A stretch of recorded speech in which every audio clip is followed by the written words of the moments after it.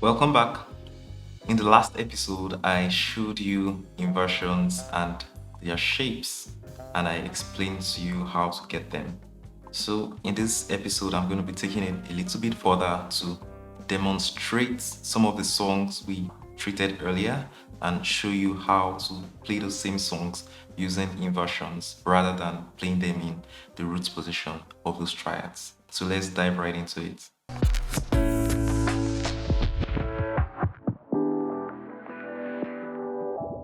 So the first song we talked about was Happy Birthday to You. And right now I'm going to be showing you some of the inversions. First, I'll play the original version I played using the root positions as I did earlier. And then I'll show you also by using inversions to play it. Okay, so here we go. Happy birthday to you. Happy birthday to you. Happy birthday, happy birthday, happy birthday to you. Alright, so you see I had to jump from C to F, then from C to G. But I can avoid all those jumping up and down by just using my inversions. There's always an inversion that is close to your present chord.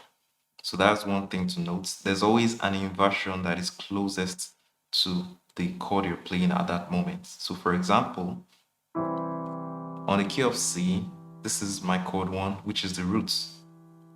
If I play a second inversion shape, I have my fourth chord, which is F. So instead of doing this, all I need to do is just play a second inversion shape. And there I go. I have my chord 4. And since this is 4, if I take this shape up just a step, I have my chord 5 because 5 follows 4.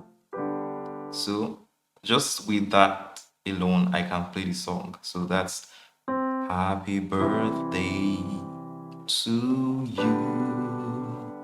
Happy birthday to you. Happy birthday, happy birthday, happy birthday to you. So we've seen that a 4 that is close to 1 is the second inversion shape on that one area.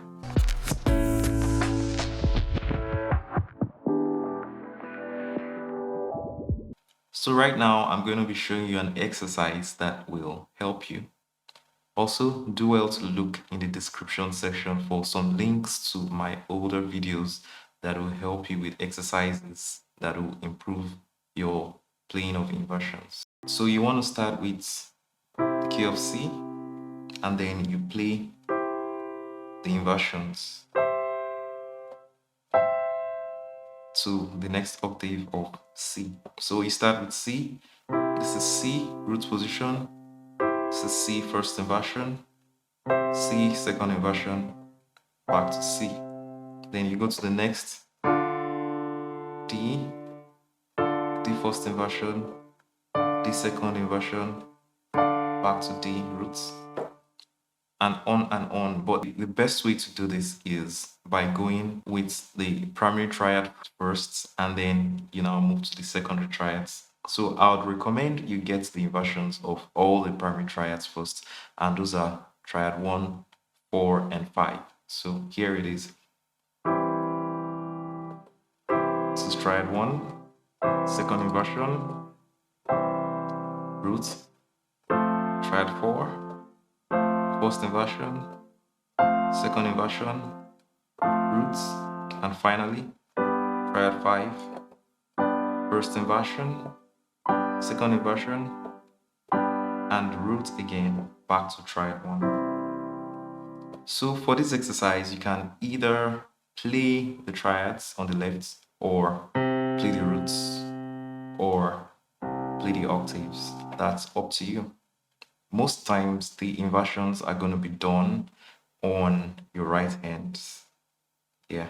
So to the final steps of the exercise, it's just instead of playing everything at once in an harmonic manner, you want to play it one by one in a melodic style. So you do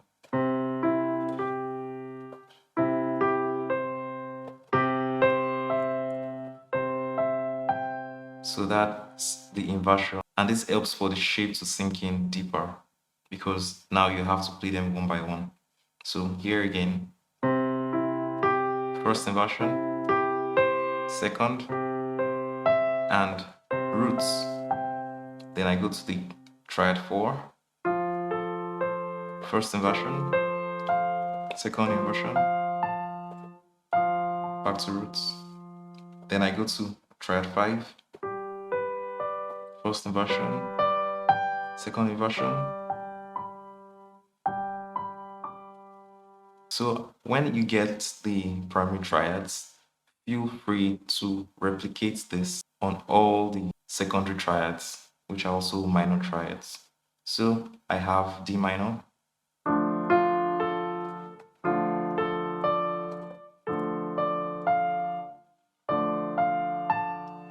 I have E minor, which is triad 3,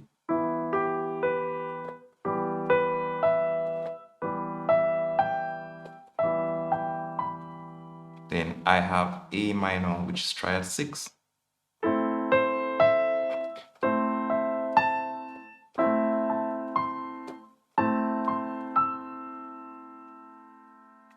yeah. So guys, feel free to practice this. This is a very simple exercise that will help the inversions to sink right in so that you can start applying them right on time.